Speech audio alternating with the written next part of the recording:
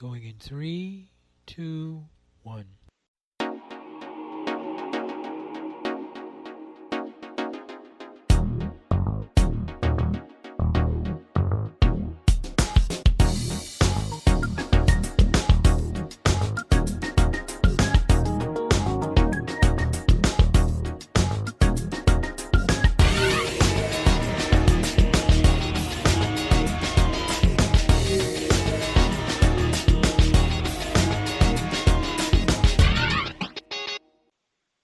Hi, everybody. This is Rhonda Cobb, the Money Coach, and I know that you are going to be riveted listening to this show because we are going to be talking to a former IRS agent. Now, who isn't curious about what goes on inside the IRS? Have you ever said to yourself, what are they thinking? Well, I know I have, and I bet you have too. And do you ever seriously kind of question, are these people an evil genius or are they something else?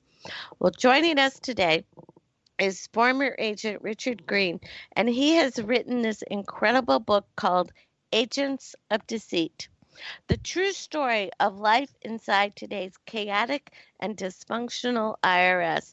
And I got to tell you, man, I read this book and I kept going, uh huh, uh huh. Whoa. So without further ado, let's talk to Richard and see if you don't have a similar reaction. Richard, welcome to the show. How are you? Thank you, Rhonda. Glad to be with you. Oh, I think it's so cool how you point out in the book that you set out to be the best IRS agent that you could be. And then it all Right. sort of went, oops, a little bit wonky. So tell us, what, first off, what made you decide to write this book? Weren't you worried you were going to get your taxes audited every year for the rest of your life? No, I only had my taxes audited when I was hired, and it was a pretty perfunctory thing.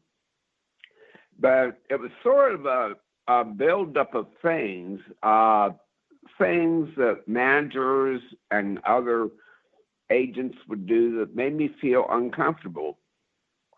I guess the most prominent of the things is that we had a workshop on fraud, and the supervisor that was teaching the fraud class told us that you never want anybody to know that you're suspect them of fraud, because then they'll go out and lawyer up, and their lawyer will shut them up. You want them to talk to you freely so you can nail them. And so that startled me, the fact that she would be so blasé about lying. We're all human, we stretch the truth sometimes or tell fibs, but I think basically most of us try to be honest. And just the fact that a supervisor of the IRS, which is part of the U.S. government, would just say matter-of-factly, go lie to them and tell them you don't suspect fraud, really grated on me. Well, I think most people are getting to the point of being skeptical about the IRS, that when they're contacted, they, they become quite cautious, and oftentimes I would suspect they become indignant to the point of being flat out rude. Mm-hmm. Yeah, well, agents can be indignant and rude too. Yes, I know that from experience. Been there, done that, learned the hard way what agents were capable of. That was why I love this book. I'm reading it, I'm going, yep, that's what happened. Uh-huh. And when it was happening, it wasn't funny. I can laugh about it now, but at the time that it was happening, it was not funny. But Oh, it's a terrible process to go through, and the IRS designs it that way. Their whole point is to get your money with as little work as possible. Uh, yes, I agree. what most people don't realize is that agents are evaluated on the time they spend on the audit and the amount of money they get as adjustments in the audit. And so there's actually a form, 4502, which is also called the checkerboard, and it has all of the agent's taxpayers on one side, vertical, and then on the horizontal side it has the date of each day.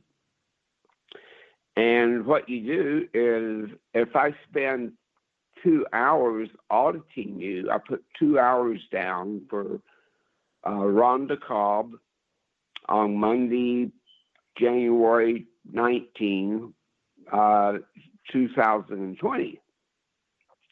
And so eventually I have all the hours there that I spent on your case. But the second part of it is I have to show how much in adjustments I got. And for every hour I spend on your case, I have to get $1,000 to $2,000 in adjustments. So if I spend 10 hours on your case, you're looking at $10,000. And so that's why I always tell people to be very organized, get in there, pay your fee, and then get out of there. Because if you waste their time, or if they think you're wasting their time, they're going to get more money from you. And if you're a fighter like I was, they just go ahead and open up as many tax years as they're able to. Then they take the money right out of your account without even finishing the audit. Yeah, they have the power to do that, but they can't open other returns, without the manager signing off on it. So that gives you a bit of protection. And they do have to have some sort of justification for the adjustment. They just can't say you owe $10,000, period. They have to break it down why you owe the interest and everything. Now, the fact that they have to account for their hours can actually benefit you because they want to get the job done as soon as possible so they'll look good. And so if you go in there fully prepared, you know your return, you let them know that you're glad to pay your taxes, and you know they have other work to do, so you'll cooperate with them and get it done as expeditiously as possible. You'll mitigate all damages. Okay. Well, I had all my stuff, but I eventually got the money they took away back, but it was a fight. Oh, you did? Oh, yeah. I got a letter of apology. My agent retired. Yeah, I got a letter of apology on Wednesday, and they gave my agent the ability to retire on Friday. Wow, that doesn't happen very often. Never happened to me. No, it was a really unbelievable, unfortunate situation, and I think she bypassed even the wet little rules there were, and and I was fortunate that I found an attorney to help me, and and he immediately recognized what was going on, made some phone calls, and the situation was resolved within a week of that. But before that, before I found him, it was months. It was months of no money in my account and more paperwork requests, and the paperwork didn't get here, and then more paperwork, and it was the same paperwork over and over and over again. It was a very unpleasant experience. So all as I was reading your book, I went, well, this explains why it was so confused and confusing when I was going through it. That this is, the way things go. I'm curious about the one bullet point and I think our listeners will be too. What is the IRS planning for our future? What do we need to know in order to be fully prepared to be?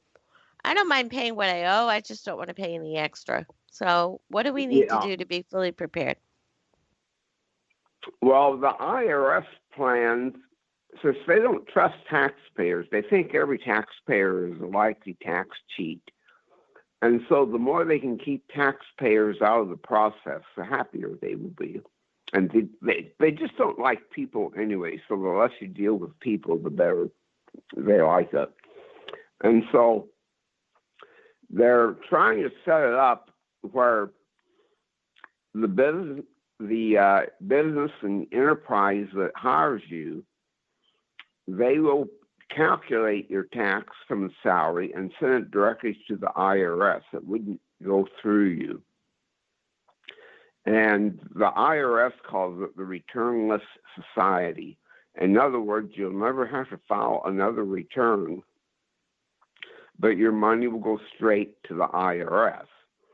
And heaven help you if there's a mistake, because if you didn't file the return in the first place, it's going to be a real challenge to correct a mistake. You don't even know what you have to work with. Exactly. So that's what they're working towards. It's a real irony. It was my experience that my colleagues were about as ignorant of income tax laws as the taxpayers. The only difference is my colleagues and myself had the force of the U.S. government behind us, so we were the experts. And so for instance, let me give you for instance. You know what a policy manual is, don't you? Yes. Every business has one. If you have a question about something you should do, you go to the policy manual and look up the answer, and you know what to do. Well, the IRS has a policy manual, and it's called the IRM, Internal Revenue Manual. And it's thousands of pages. I hardly ever knew, I can't recall a single instance when an agent went to look up something in the policy manual. Well, there's Government Accounting Office, which is an arm of Congress. They audited the IRS's use and compilation of the IRM, and they found that the IRM itself has many, many, many inaccuracies. The policy manual that's supposed to be the Bible of the IRS is untrusty. The other thing that they found is that it's very seldom that the auditors or even the managers consult the IRM. It's so confusing, it's so voluminous, it's not well organized. And so the IRS is probably the only institution that has a policy manual that isn't worth the paper it's written on. And so that means each agent can pretty much wing it. Oh, Lord. Well, I don't want to break your little heart or anything, but I'll have to tell you, I worked at corporations for many years before I went off on my being self-employed journey here. And I have to tell you that there are many big corporations and smaller corporations that have what's typically called P&P manuals, policies and procedures, that are never cracked open. They're covered in cobwebs, and they're just as disorganized and obsolete as the ones you're describing for the IRS. So I'll have to break your little heart there and tell you this is not atypical. It should not be typical, though, in the IRS when they have so much power behind them that it would be so easily abused. Yeah. That's the part that's concerning. Another